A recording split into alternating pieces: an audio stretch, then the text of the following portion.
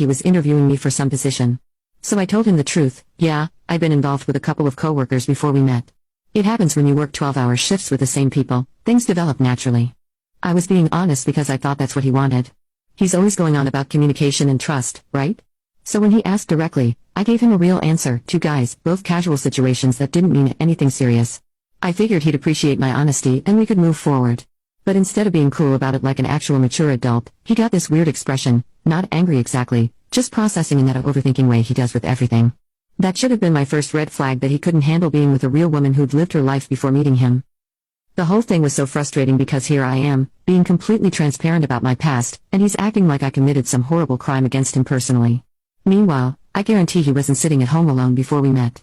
But somehow, my past becomes this massive issue that needs analyzing and discussing. Double standard much?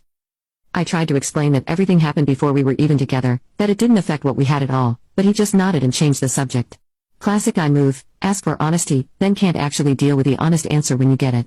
That's when I should have known he wasn't as emotionally mature as he pretended to be.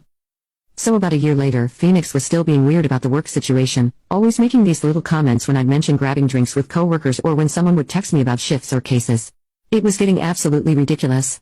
Honestly, I'm trying to build a serious career here, and networking with colleagues is part of that reality. But every time I'd come home and mention talking to someone or going to department events, he'd get this tone in his voice, not exactly jealous, but like he was keeping some mental scoreboard. Meanwhile, I'm bending over backwards trying to make him feel secure in our relationship, texting him constantly during shifts, telling him every boring detail about my day,